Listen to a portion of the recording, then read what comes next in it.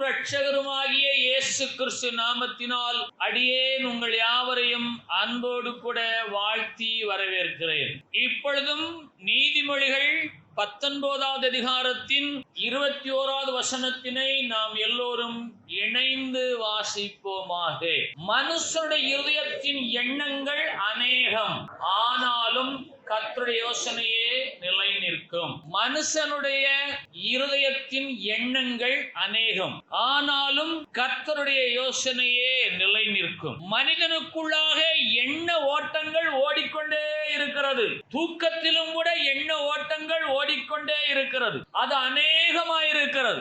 ஆனாலும் கர்த்தருடைய யோசனை அது நிலை நிற்கும் என்று நீதிமொழிகள் 19வது அதிகாரத்தின் 21வது வசனம் நம் சிந்தனைக்கு கொடுக்கப்படுகிறது. கர்த்தருடைய பாதத்திலே அமர்ந்திருக்கிற உங்களுடைய எண்ணங்களை நீங்கள் அங்கே இங்கே என்று சிதற விடாமல் இயேசுவை நோக்கி திருப்பும்படியாக பல்வேறு எண்ணங்களை உடையவர்களாய் நீங்கள் இருக்கலாம். ஆனால் கர்த்தருடைய யோசனை தான் ஜெயிக்கும், நிலை நிற்கும் என்று வேதம் சொல்லுகிறபடியினாலே அவருடைய பாதத்திலே அமர்ந்திருக்கிற உங்களுடைய எண்ணங்கள் கர்த்தரை சார்ந்து கொள்வதாக. எண்ணம் என்றால் one is counting, another one is thought.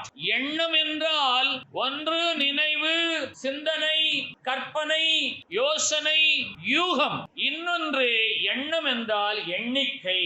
எண்ணம் என்ற வார்த்தை இரண்டு பொருளையுடையதாய் தமிழிலே இருக்கிறது. ஒன்று எண்ணிக்கை என்றும் இன்னொன்று சிந்தனை என்றும் இருக்கிறது. எண்ணம் வேறு, நினைவு வேறு.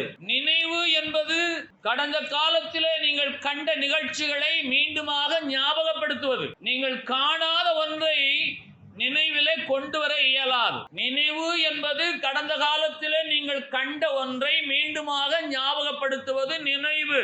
ஆனால் எண்ணம் என்பது என்ன என்று கேட்டால், காணாதவைகளையும் நீங்கள் உங்கள் சிந்தனையிலே காண்பது, உங்களுடைய கற்பனையிலே காண்பது, உங்களுடைய நினைவிலே காண்பது, உங்களுடைய யூகத்தினாலே நீங்கள் காண்பது. அது அப்படி இருக்குமோ, இப்படி இருக்குமோ, அதை காணவில்லை, ஆனால் காண்பதை போன்ற எண்ணங்கள்.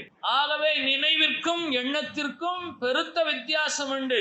கண்டவற்றை குறித்து நினைப்பது உறுதிப்பாடான ஒரு நிலையை காண்கிறது, கொடுக்கிறது. காணாதவற்றை குறித்து சிந்திப்பது, யோசிப்பது, கற்பனை செய்வது எண்ணமாய் இருக்கிறபடினாலே எதிர்காலத்தை நான் எப்படி காண்பேன் என்று எண்ணங்கள் அநேகமாக நமக்குள்ளாக ஓடிக்கொண்டிருக்கிறது. ஆனாலும் கர்த்தராகிய இயேசு உங்களை குறித்து ஒரு திட்டம் வைத்திருக்கிறார். அதுதான் உங்கள் வாழ்க்கையில நடக்கும் என்று நீதிமொழிகள் 19:21 நமக்கு அவரை குறித்ததான அறிவை போதிக்கிறது. மனுஷனுடைய இருதயத்தின் எண்ணங்கள் அநேகம், ஆனாலும் கர்த்தருடைய யோசனையை நிலை நிற்கும். காரணம் என்ன என்று கேட்டால், எரேமியா 32வது அதிகாரம் 19வது வசனம், பழைய ஏற்பாட்டிலே 918வது பக்கம், யோசனையிலே பெரியவரும் செயலிலே வல்லவருமாயிருக்கிறீர் என்று வேதம் சொல்லுகிறது. கர்த்தராகிய தேவனை குறித்து அவர் யோசனையிலே பெரியவர், அவர் செயலிலே வல்லவர், அவருடைய யோசனையே நிலை நிற்கும். சங்கீதம் 92:5 சொல்லுகிறது, கர்த்தாவே உமது கிரியைகள் எவ்வளவு மகத்துவமானவைகள், உமது யோசனைகள் மகா ஆழமானவைகள். கர்த்தாவே உமது கிரியைகள் எவ்வளவு மகத்துவமானவைகள், உமது யோசனைகள் மகா ஆழமானவைகள். மனிதனுடைய இருதயத்தின் எண்ணங்கள் அநேகம், ஆனாலும் உமது கிரியைகள் மகத்துவமானவைகள், உமது யோசனைகள் மகா ஆழமானவைகள். காரணம் என்ன என்றால், நீர் யோசனையிலே பெரியவர், செயலிலே வல்லவர். தேவனாகிய கர்த்தர் ஒவ்வொன்றையும் ஒரு நோக்கத்தோடு சிருஷ்டித்திருக்கிறார். அது மகா ஆழமானவைகளாய் இருக்கிறது. சமுத்திரத்திலே இன்றைக்கும் ஆராய்ச்சி செய்து கொண்டே இருக்கிறார்கள். பூமியிலே இன்றைக்கும் ஆராய்ச்சி செய்து கொண்டே இருக்கிறார்கள். ஆயத்திலே இன்றைக்கும் ஆராய்ந்து கொண்டே இருக்கிறார்கள். அது மகா ஆழமானவைகளாய் காணப்படுகிறது. அதிலே புதிய புதிய மகத்துவங்களை எல்லாம் மனிதன் காண்கிறான். காரணம் என்ன என்று கேட்டால், அவர் யோசனையிலே பெரியவர், அவருடைய செயல்கள் வல்லமை உள்ளவைகள், அவருடைய கிரியைகள் மகத்துவமானவைகள், அவருடைய யோசனை மகா ஆழமானவைகள். ஆனபடியினாலே கர்த்தருடைய யோசனையே இந்த பூமியிலே நிலை நிற்கிறதா இருக்கிறது. மனுஷனுடைய இருதயத்தின் எண்ணங்கள் அநேகமாயிருந்தாலும் அவனோ வென்றால் யோசனையிலே பெரியவரை சார்ந்து கொள்ள வேண்டும், செயலிலே வல்லவரை சார்ந்து கொள்ள வேண்டும், கிரியைகளிலே மகத்துவமானவைகளை செய்கிறவரை அவன் சார்ந்து கொள்ள வேண்டும், அவருடைய யோசனைகளை அவன் அவன் யோசிக்க வேண்டும். அவருடைய யோசனைகளுக்கு தன்னைத்தானே ஒப்புக் கொடுக்க வேண்டும். யோசேப்பு என்ற ஒரு பரிசுத்தவான் மரியாளை அவமானப்படுத்த மனமில்லாமல் ரகசியமாய் தள்ளிவிட யோசனையாயிருந்தான். அவன் அந்த கலக்கத்தோடு நித்திரையில் இருக்கும் போது அந்த யோசேப்பு நித்திரையிலே தேவ தூதன் தோன்றி அவருடைய கலக்கத்தை போக்கும்படியாக பதிலை பெற்றுக் கொண்டார். இது கிறிஸ்துவின் பிறப்பில சொல்லப்படுகிற வேதாகம சரித்திரம். யோசேப்பு என்ற மனுஷன் ஒரு நீதிமான். அவனுக்கு ஒரு நிந்தனை வந்தது. அவனோ வென்றால் யோசனையிலே பெரியவரையும் செயலிலே வல்லவரையும் கிரியைகளிலே மகத்துவமானவைகளை செய்கிறவரையும் சார்ந்து கொண்டபடியினாலே அவருடைய யோசனையை கண்ட தேவனாகிய கர்த்தர், அவருடைய சிந்தனையை அறிந்த தேவனாகிய கர்த்தர் அவருடைய சொப்பனத்திலே தேவ தூதன் மூலமாய் பேசி அவருடைய பிரச்சனைகளுக்கு அவர் வழியை வகுத்து கொடுத்தார். காரணம் என்ன என்று கேட்டால், கர்த்தருடைய யோசனையின்படியே யோசேப்பு கர்த்தராகிய இயேசுவுக்கு இயேசு என்று பெயரிட்டு இன்றைக்கும் உலக இரட்சகராகிய இயேசுவை இந்த பூமிக்கு வரும்படியாக அனுப்பும்படியாக பிதாவாகிய தேவனுடைய சித்தத்திற்கு தம்மை ஒப்புக் கொடுத்த எண்ணத்தை, சிந்தனையை, யோசனையை, யூகத்தை, நினைவை ஒப்புக் கொடுத்த யோசேப்பு. ஆகவேதான் நீதிமொழிகள் 19:22 சொல்லுகிறது, மனிதனுடைய இருதயத்தின் எண்ணங்கள் அநேகம். நம்முடைய இருதயத்தின் எண்ணங்கள் எல்லாம் அநேகம். அது மெனி என்று ஆங்கில வேதாகமம் சொல்லுகிறது. அது கவுண்ட்லெஸ், அது எண்ட்லெஸ், அது மெஷர்லெஸ், அது கோயிங் ஆன் போயிட்டே இருக்கும். நீங்க அமர்ந்திருக்கிற நீங்கள் இப்ப எந்த எண்ணத்தோடு அமர்ந்திருக்கிறீர்கள்? உங்களுடைய எண்ணம் இங்கே இருக்கும், திடீர்னு உங்களுடைய வீட்டுக்கு செல்லும், திடீர்னு உங்களுடைய காட்டுக்கு செல்லும், திடீர்னு வேலைக்கு செல்லும், திடீர்னு உங்களுடைய சொந்தக்காரர்களை நினைக்கும். அது பல்வேறு விதமாக ஓடக்கூடிய எண்ணங்களாக இருக்கிறது. ஆனாலும் கர்த்தருடைய யோசனைக்கு நீங்கள் உங்களை ஒப்புக் கொடுக்க வேணும். காரணம், அவர் யோசனையிலே பெரியவர். அல்லேலூயா. உங்களுக்குள்ளாக எதிர்காலத்தை குறித்ததான எண்ணங்கள் வந்து கொண்டே இருக்கும். நான் என்ன செய்வேன், எப்படி இவைகளை சமாளிப்பேன், எப்படி இவைகளை கடந்து செல்வேன், என் வாழ்க்கையில் உயர்த்தப்படுவேனோ என்ற எண்ணங்கள் அநேகம். ஆனாலும் கர்த்தருடைய யோசனையே நிலை நிற்கும் என்றால், யோசனையில் பெரியவராகிய இயேசுவை, செயலிலே வல்லவராய் இருக்கிற இயேசுவை, கிரியைகளில் மகத்துவமானவைகளை செய்கிற இயேசுவை நீங்கள் சார்ந்து, அல்லேலூயா, சார்ந்து கொள்ளலாமா?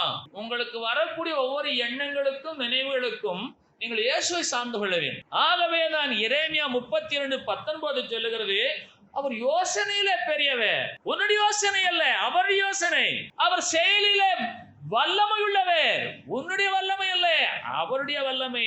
அவருடைய கிரியைகள் மகத்துவமானவைகள். சூரியனை மையமாக வைத்து எல்லா கோள்களும் அதன் பாதையிலே ஓடிக்கொண்டே இருப்பதாக விஞ்ஞானம் சொல்லுகிறது. இவர்கள் அவைகளை ஆராய்ந்து சூரியனோடு எந்த தொடர்பும் இல்லாமல், இவர்கள் எப்படி ஒன்றுக்கொண்டு மோதிக்கொள்ளாமல் தன்னுடைய பாதையிலே சுழன்று கொண்டிருக்கு என்று சொல்லி இன்றைக்கு விஞ்ஞானிகள் ஆச்சரியப்படுகிறார்கள். காரணம் என்ன? அவருடைய கிரியைகள் அவ்வளவு மகத்துவமானவைகள். சங்கீதம் 92:5. அல்லேலூயா. அவைகள் ஒன்றுக்கொன்று சீராக இயங்கிக் கொண்டே இருக்கிறது. யோசனையில் பெரியவர். அதே போல உங்களுக்குள்ளாக பல்வேறு எண்ணங்கள் கிழக்கும் மேற்கும் வடக்கும் தெற்கும் குறுக்கும் நெடுக்கும் ஓடினாலும் அவைகள் எல்லாவற்றையும் நீங்கள் விட்டுவிட்டு, யோசனையில் பெரியவர், எனக்கு செயலிலே வல்லமை உள்ளவர், அவருடைய கிரியைகள் மகத்துவமானவைகள், அவர் என்னை ஆசிரிப்பார் என்ற எண்ணம் உங்களிலே இருக்கத்தக்கதாக கர்த்தருடைய யோசனைக்கு நீங்கள் உங்களை ஒப்புக் கொடுங்கள். அல்லேலூயா. கர்த்தருடைய யோசனைக்கு ஒப்புக் கொடுங்கள். நீங்கள் சிந்திக்கலாம், யூகிக்கலாம், கற்பனை செய்யலாம், யோசிக்கலாம், உங்களுக்கு உரிமை உண்டு. ஆனாலும் எரேமியா 32:19 உடைய யோசனையை கொண்டு வர வேண்டும். ஏன் என்று கேட்டால், யோசனையில் பெரியவர் கர்த்தராகிய தேவன். அல்லேலூயா. அவரால் கூடாத காரியம் என்று ஒன்றுமே இல்லை. சங்கீதம் 146:4, பக்கம் 761. அவனுடைய ஆவி பிரியும், மனுஷனுடைய ஆவி பிரியும், அவன் மண்ணுக்கு திரும்புவான். அந்நாளிலே அவன் யோசனைகள் அழிந்து போகும். ஆனா தேவனாகிய கர்த்தருடைய யோசனைகளோ என்றென்றைக்கும் நிலைநிற்கும். அவர் யோசனையில் பெரியவர், செயலிலே வல்லவர். அவனுடைய ஆவி பிரியும், அவன் மண்ணுக்கு திரும்புவான். அந்நாளிலே அவன் யோசனைகள் அழிந்து போகும். ஆனால் யோசனையில் பெரியவர், செயலிலே வல்லவர், கிரியைகளிலே மகத்துவமானவர்களை செய்கிறவர், அவர் என்றென்றைக்கு நிலைத்து நிற்கிறவராயிருக்கிறார். நீங்கள் உங்கள் பிள்ளைகளை குறித்து கவலைப்படுகிறீர்களோ, அவர்களை குறித்து அநேக எண்ணங்கள் ஓடிக்கொண்டிருக்கிறதோ, பல்வேறு விதமான கற்பனை கவலைகள் உங்களுக்கு உண்டாகிறதோ, கற்பனை கவலைகள், கற்பனையினாலே தங்களை கஷ்டப்படுத்திக் கொள்ளுகிறவர்கள். இது இப்படி நடந்தால் நான் என்ன செய்வேன், அது நடக்காமல் போனால் நிலை என்ன ஆகும்? அது வாய்த்தால் நல்லது, வாய்க்காமல் போனால் என்ன ஆகும்? கற்பனை கவலைகள், கற்பனை பயங்கள், யூகத்தினால் உண்டாகக்கூடிய திகில்கள். அவன் ஆவி பிரியும் போது அவன் மண்ணுக்கு திரும்புகிறான். அப்பொழுது இதெல்லாம் அழிந்து போகிறது. ஆனால் அழியாத ஒருவர் இருக்கிறார், அவர் யோசனையில் பெரியவர். கரங்களை வைத்து கத்திரமைப்படுத்தலாமா? நாம் அழிந்து போகிறவர்கள். நம்முடைய யோசனைகளும் எண்ணங்களும் கற்பனைகளும் யூகங்களும் சிந்தனைகளும் அழிந்து போகக்கூடியது. அழியாத தேவனாய் கர்த்தர் ஒருவர் இருக்கிறார். அவருடைய யோசனைக்கு நீங்கள் ஒப்புக் கொடுக்கும்படியாய் உங்கள் எண்ணங்கள் எப்போதும் கர்த்தர் இயேசுவை பற்றிதான் இருக்க வேண்டும் என்று வேதம் சொல்லுகிறது. அல்லேலூயா. எது நடந்தாலும் கர்த்தர் எனக்கு நன்மைக்கு எதுவாகவே செய்வார். எது நடந்தாலும். ஆகவே மனுஷனுடைய ஆவி ஒரு நாளிலே அவனை விட்டு பிரியத்தான் போகிறது. அதை ஒருவரும் தடுக்க முடியாது. அவன் மண்ணோடு மண்ணாக மக்கி போகக்கூடியவன். அவனுடைய யோசனைகளால் அழிந்து போகக்கூடியது. இந்த அழிந்து போகக்கூடிய மனுஷனானவனோ பல்வேறு எண்ணங்களினாலே நிரம்பி இருந்து ஒன்றை சாதிக்க முடியாது. யோசனைகள் பெரியவராய் இருக்கிறவரை சார்ந்து கொள்ளுங்கள் என்று வேதம் சொல்லுது. உங்களை குறித்து உங்கள் பெற்றோர்கள் எவ்வளவாய் கவலை பெற்றிருப்பார்கள். நம்முடைய பெற்றோரை குறித்து அவருடைய பெற்றோர்கள் எவ்வளவாய் கவலை பெற்றிருப்பார்கள். இன்றைக்கு நாம் எப்படி வாழ்ந்து கொண்டிருக்கிறோம்? நம்முடைய பிள்ளைகளை குறித்து நாம் கவலைப்படுகிறோம், அந்த பிள்ளையுடைய பிள்ளை குறித்து கவலைப்படுகிறோம். ஆனால் இவைகளெல்லாம் அழிந்து போகக்கூடியவைகள். என்றைக்கு நிலைநிற்கக்கூடிய யோசனை கர்த்தர் இயேசுடைய யோசனை. அவருடைய யோசனைக்கு நீங்கள் ஒப்புக் கொடுங்கள். அவிடத்தில் போய் சொல்லுங்கள், கர்த்தாவே உம்முடைய கிரியைகள் மகத்துவமானவைகள் என்று நான் உணர்கிறேன். இந்த சூழ்நிலையும் மாற்ற உம்மால் முடியும். உங்களுடைய யோசனை அப்படிப்பட்டதாய் மாறுவதற்காகத்தான் இந்த வேத வசனம். கவலைப்படாதிருங்கள், கலங்காதிருங்கள், பயப்படாதிருங்கள்.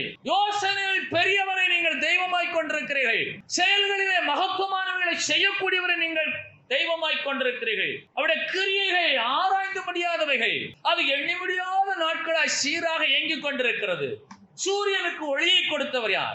ஆகாயத்திலே நட்சத்திரங்களை உண்டாக்கினவர் யார்? நிலத்திலே பல்வேறு கனிமங்களை கொடுத்தவர் யார்? மனிதனுக்கு தேவையான சுவாச காற்றை கொடுத்தவர் யார்? மனிதனுக்கு தேவையான குடிநீரை கொடுத்தவர் யார்? அவருடைய யோசனை பெரியது. மனிதனை மண்ணினாலே உருவாக்கி ஏதேன் தோட்டத்திலே வைப்பதற்கு முன்னதாகவே சகலவற்றை அவனுக்காக செய்து முடித்த தேவனாகிய கர்த்தர் உங்களை உருவாக்குவதற்கு முன்னதாகவே உங்களுக்காக எல்லாவற்றையும் அவர் செய்து முடித்திருக்கிறார். எத்தனை பேருக்கு அந்த விசுவாசம்? நீங்கள் சந்தோஷமாக வாழ வேண்டுமானால் உங்களுடைய எண்ண ஓட்டங்கள் எல்லாவற்றையும் யோசனையில் பெரியவராகி அவரை நோக்கி திருப்ப வேணும். அவர் யோசனையில் பெரியவர், அவர் செயலிலே வல்லவர், அவருடைய கிரியைகள் மகத்துவமானவைகள், அவருடைய யோசனை மகா ஆழமானவைகள். இவைகளை நீங்கள் மாறி மாறி சொல்லிக்கொண்டே இருக்க வேண்டும். ஆகையினாலே கடந்த ஆண்டு இதே மாதம் இதே நாளிலே நீங்கள் எவ்வளவாய் கலங்கினீர்கள், யோசித்தீர்கள், கஷ்டப்பட்டீர்கள். எப்படி இந்த ஆண்டு இந்த மாதம் இதே நாளிலே நீங்கள் நிற்கிறீர்கள் என்று சொன்னால் அவருடைய யோசனை நிலை நிற்கிறது. உங்களையும் என்னையும் குறித்து தேவனாய் கர்த்தர் ஒரு திட்டம் வைத்திருக்கிறார். ஆகவே உங்கள் எண்ணங்கள் முழுவதும் யோசனையில் பெரியவராகிய கர்த்தரையே சார்ந்து கொள்வதாக, செயலிலே வல்லவராய் இருக்கிற இயேசுவையே சார்ந்து கொள்வதாக. ஏன் என்று கேட்டால் உங்களுடைய ஆவி இப்போது உங்களை விட்டு பிரிந்தால் நீங்கள் நாளை இதே நேரம் மண்ணுக்குள் வைக்கப்படுவீர்கள். உங்களுடைய யோசனைகள், எண்ணங்கள், கற்பனைகள், யூகங்கள், சிந்தனைகள் எல்லாமே அழிந்து போகிறது. ஏன் கவலைப்பட வேண்டும்? ஏன் கவலைப்பட வேண்டும்? வசனங்களை நிதானித்து பாருங்கள். என் ஆவி என்னிலே இருக்கு மட்டும்தான் எனக்கு கவலை, யோசனை, சிந்தனை, எண்ணங்கள், யூகங்கள் எல்லாம். என் ஆவி எனக்குள்ளாக வைத்து வைத்திருக்கிறவரே அவர் தானே. அவருடைய யோசனையினாலே தானே நான் சிருஷ்டிக்கப்பட்டேன். அவருடைய வல்லமையினாலே நான் உருவாக்கப்பட்டேன். அவருடைய ஆவியை அவர் தான் எனக்கு கொடுத்தார். அந்த ஆவியிலே நான் யோசிக்கையிலே யோசனையில் பெரியவரும் செயலிலே வல்லவருமாயிருக்கிற அவரை சார்ந்து கொள்வேனேயானால் நான் இங்கும் நிலை நிற்பேன், அங்கும் நிலை நிற்பேன். எத்தனை பேருக்கு புரிகிறது? இந்த வசனங்களை கேட்கும் போது ஒரு புதிய உற்சாகம் உங்களுக்குள்ளாக வரும். நாளை இதே நேரம் உங்களுடைய நிலை என்னவாக இருக்கும்? நீங்கள் சொல்ல வேணும், என்னுடைய எண்ணங்கள் அல்ல, என்னுடைய யோசனைகள் அல்ல, என்னுடைய கற்பனைகள் அல்ல, என்னுடைய சிந்தனைகள் அல்ல, என்னுடைய யூகங்கள் அல்ல, யோசனையில் பெரியவராகி உங்களுடைய யோசனைக்கு என்று ஒப்புக் கொடுக்க என்று சொல்லி உங்களுடைய உழைப்பை தீவிரப்படுத்த வேணும்.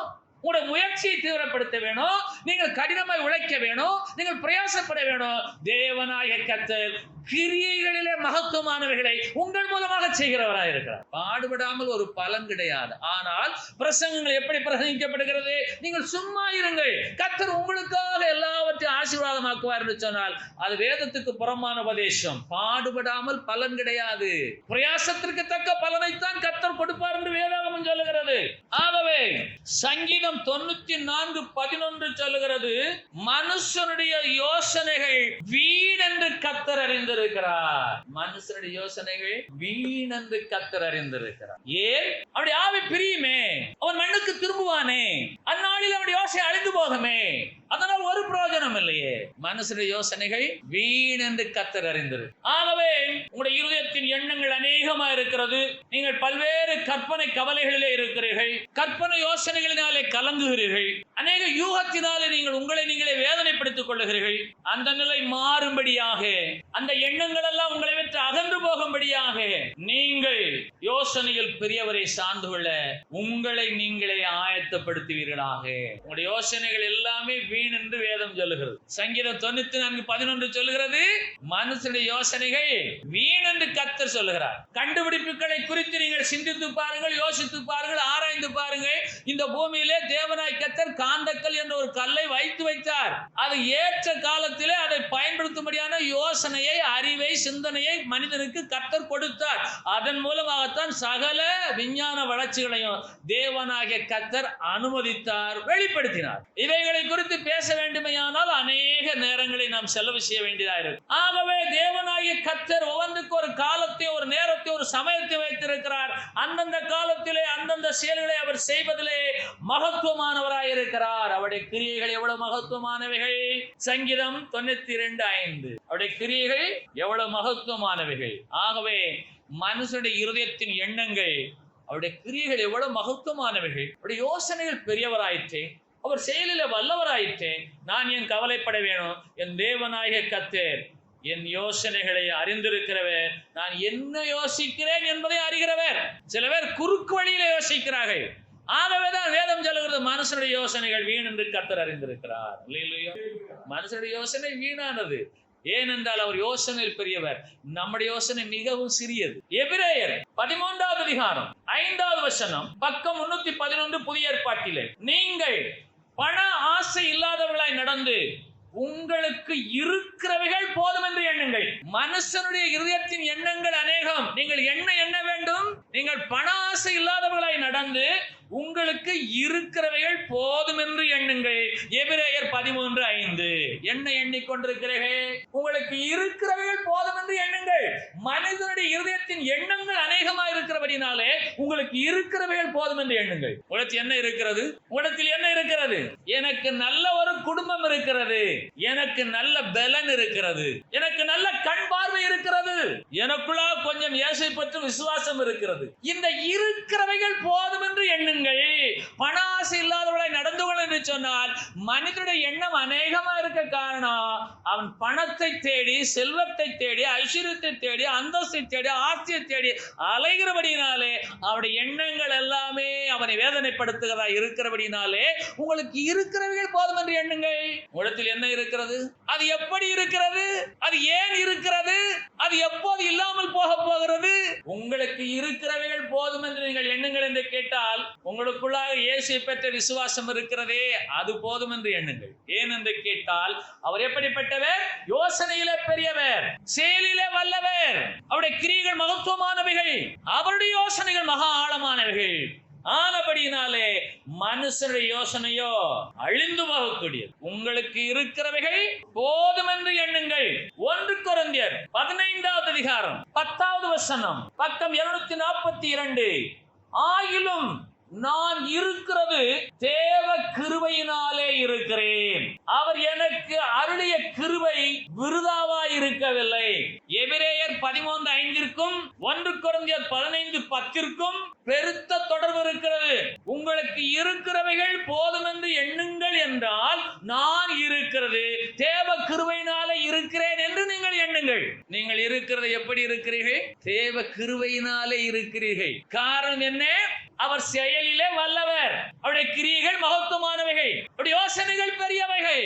நீங்கள் உங்கள் யோசனையினாலே, உங்கள் வல்லமையினாலே, உங்களுடைய கிரியையினாலே நீங்கள் இருக்கவில்லை. ஆகவே 1 கொரிந்தியர் 15:10 சொல்லுகிறது, ஆகிலும் நான் இருக்கிறது தேவ கிருபையினாலே இருக்கிறேன். எனக்கு அவர் அருளிய கிருபை விருதாவா இருக்கவில்லை. அவருடைய கிருபையினாலே தான் நான் இருக்கிறேன். இந்த இருக்கிறவைகள் போதும் என்று எண்ணுங்கள். உங்களுடைய வீட்டிலே ஒரு பீரோ இருக்கிறது. அந்த பீரோவிலே நகை இருக்கிறது, பணம் இருக்கிறது, பட்டு சேலைகள் எல்லாம் இருக்கிறது. இல்லை என்று சொல்ல முடியுமா? உங்கள் வீட்டிலே அந்த பீரோ இருக்கிற இடத்திலே ஒரு பெரிய பிளவு உண்டாகி அது அதல பாதாளத்திற்கு சென்று விட்டதாக நீங்கள் கற்பனை செய்து பாருங்கள். அது எப்படி இருக்கிறது என்றால் அவருடைய கிருபையினாலே தான் இருக்கிறது. அது இனிமேலும் அவருடைய கிருபையினாலே தான் இருக்கவும் போகிறது. நீங்கள் அவருடைய கிருபையினாலே தான் இருக்கிறீர்கள். அவருடைய கிருபையினாலே தான் இனிமேலும் இருக்க போகிறீர்கள். திருநெல்வேலியிலிருந்து மதுரை வரையிலும் இந்த பூமியில ஒரு பெரிய பிளவு உண்டாகாது என்று யாரும் சொல்ல முடியுமா? பூமி இரண்டாக பிளந்தால் நீங்கள் எங்கே இருப்பீர்கள்? நான் எங்கே இருப்பேன்? நம்மோடு கூட இருந்தவைகள் எல்லாம் இருக்குமா? அது இருக்க வாய்ப்பு உண்டா? ஆகவே உங்களுக்கு இருக்கிறவைகள் போதும் என்று எண்ணுங்கள். ஏனென்றால் மனிதனுடைய இருதயத்தின் எண்ணங்கள் அநேகம். அவர் எப்ப பார்த்தாலும் தேவையில்லாதவைகள் எண்ணி எண்ணி தன்னைத்தானே வேதனைப்படுத்துகிறபடினாலே தேவனாகிய கர்த்தருடைய யோசனையை நிலை நிற்கிறதா இருக்கிறது. தேவனாய் கர்த்தர் யோசனையிலே பெரியவர். எல்லோருமா இந்த நாளிலே சொந்தம் கொள்ள வேண்டிய ஒரு வசனம் உண்டு என்று சொன்னால் 1 கொரிந்தியர் 15:10, ஆகிலும் நான் இருக்கிறது தேவ கிருபையிலே இருக்கிறேன். அவர் எனக்கு அருளிய கிருபை விருதாவா இருக்கவில்லை. ஒவ்வொரு நாளும் சொல்லுங்கள், என் தேவனாகிய கர்த்தர் யோசனையில் பெரியவர், செயலிலே வல்லவர். அவருடைய கிரியைகள் மகத்துவமானவைகள், அவருடைய யோசனைகள் மகா ஆழமானவைகள். நான் அவைகளையே யோசிக்கிறேன். நான் இருக்கிறது தேவ கிருபையினாலே இருக்கிறேன். அவர் எனக்கு அருளிய கிருபை விருதாவா இருக்கவில்லை. என் கணவர் இருக்கிறது அவருடைய கிருபையினாலே இருக்கிறார். என் மனைவி இருக்கிறது அவருடைய கிருபையினாலே இருக்கிறார். என் பிள்ளைகள் இருக்கிறது அவருடைய கிருபையினாலே இருக்கிறது. என் உடைமைகள் இருப்பது அவருடைய கிருபையினாலே இருக்கிறது.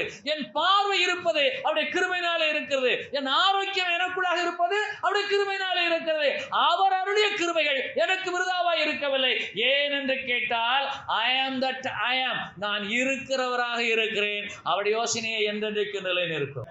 அவர் இருக்கிறவராக இருக்கிறவர். அவனுடைய ஆவி பிரியும். அவன் மண்ணுக்கு திரும்புவான். அந்நாளிலே அவன் யோசனை அழிந்து போவான். அவன் இல்லாமல் போவான். ஆனால் தேவனாகிய கர்த்தர் யோசனையிலே பெரியவர், செயலிலே வல்லவர், அவர் கிரியையிலே மகத்துவமானவர். அவருடைய யோசனைகள் ஆழமானவைகள், மகா ஆழமானவைகள். இன்றைக்கு உங்களுடைய யோசனை எப்படிப்பட்டதா இருக்க வேண்டும்? 1 கொரிந்தியர் 15:10 படி சொல்லுங்கள், ஆகிலும் பல்வேறு எண்ணங்கள் எனக்குள்ளாக ஓடுகிறது, பல்வேறு கற்பனைகள் எனக்குள்ளாக உருவாகிறது, பல்வேறு யூகங்களில் நான் யோசிக்கிறேன். ஆனாலும் முடிவில் நீங்கள் வர வேண்டிய இடம், ஆனாலும் நான் இருக்கிறது தேவ கிருபையிலே இருக்கிறேன். எத்தனை பேர் சொல்ல போகிறோம்?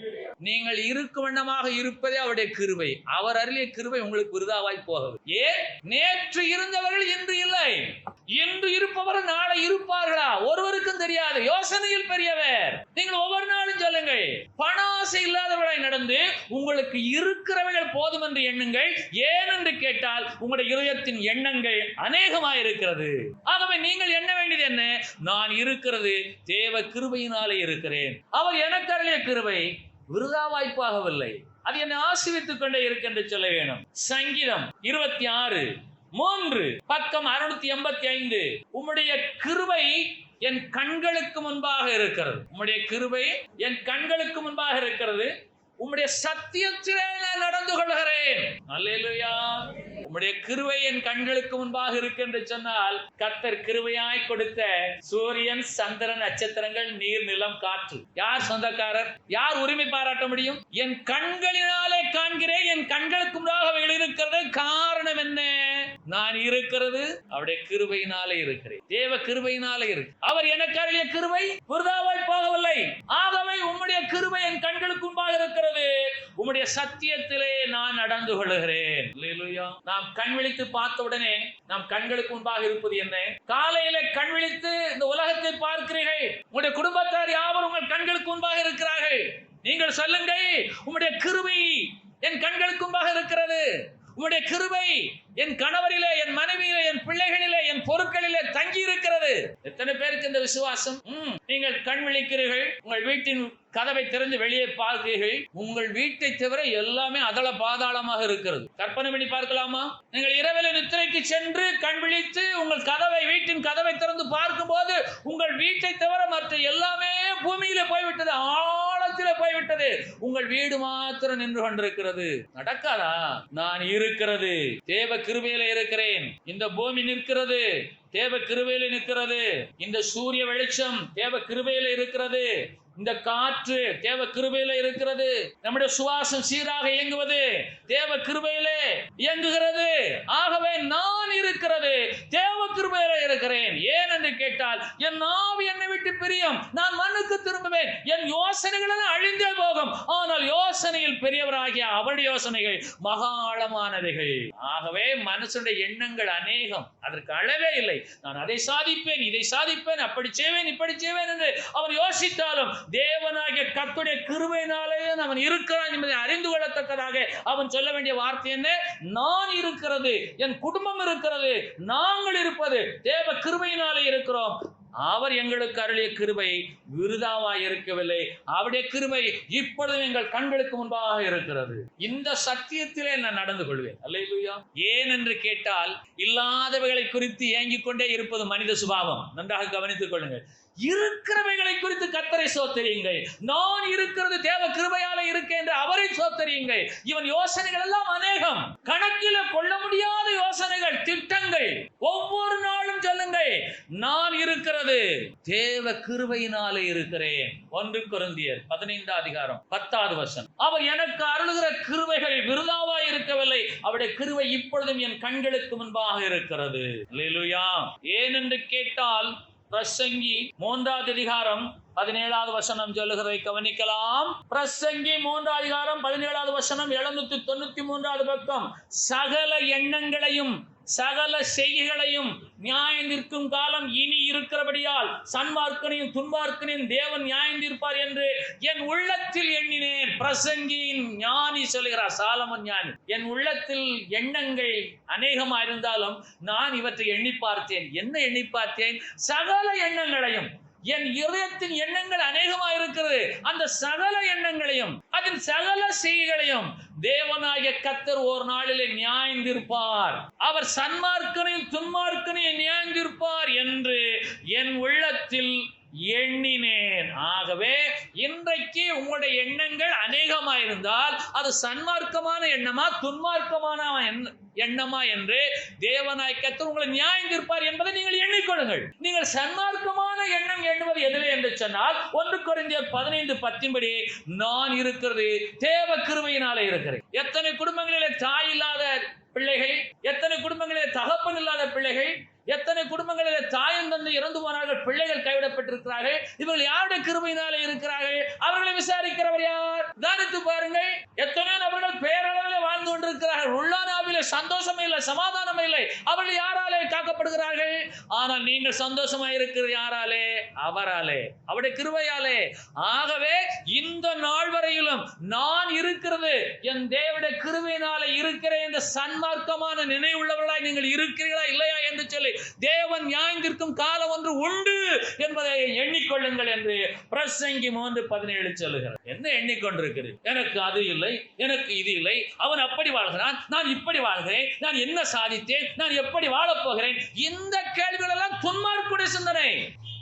அவர் சன்மார்க்கனையும் துன்மார்க்கனையும் நியாயந்திருக்கிற கர்த்தர் என்பதை நான் எண்ணினேன் என்று உலகறிந்த சாலமோன் ஞானி எண்ணி பார்த்தார் என்று பிரசங்கி 3:17 சொல்லுகிறபடினாலே நீங்கள் இன்றைக்கு எண்ணி பாருங்கள். எதை எண்ணி பார்க்க போகிறீர்கள்? தேவனுடைய கிருபை எண்ணி பாருங்கள். நான் ஒன்றுமில்லாமல் இருந்து உருவாக்கப்பட்டேன். எப்படி இந்த வருஷத்தின் 7வது மாதத்தின் 21ஆம் நாளோடு நான் வாழ்ந்து கொண்டிருக்கிறேன்? நான் இருக்கிறது தேவ கிருபையினாலே இருக்கிறேன். அவர் எனக்கு அருளிய கிருபை விருதாவா இருக்கவில்லை என்ற எண்ணம், என்ற யோசனை, என்ற சிந்தனை, என்ற புத்தி உங்களுக்குள்ள இருக்கிறதா என்று இல்லையா என்று அறிகும்படியாய் தேவனாய் கர்த்தர் சன்மார்க்கனையும் துன்மார்க்கனையும் நியாயம் தீர்ப்பார் என்பதை எண்ணினேன். சகல எண்ணங்களையும் சகல செய்கைகளையும் நியாயம் தீர்க்கும் காலம் நிச்சயமாக உண்டு. ரோமர் 12வது அதிகாரம் 16வது வசனம்.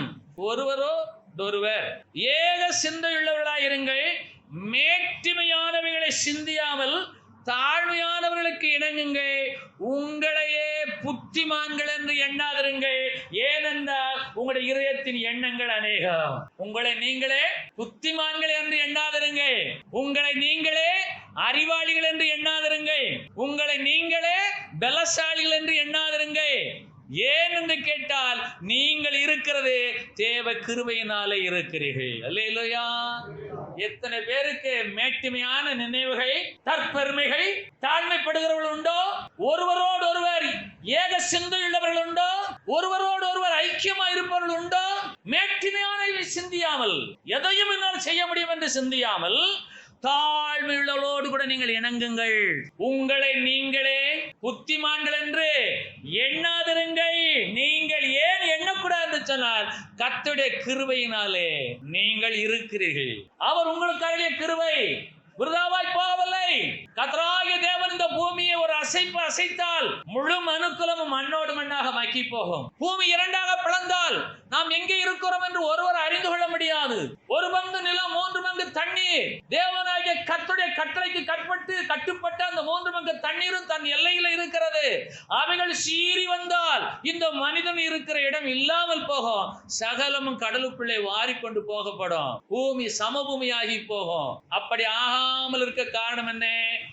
அவர் கிரியைகளிலே மகத்துவமானவர். அவர் யோசனைகள் மகா ஆழமானவைகள்.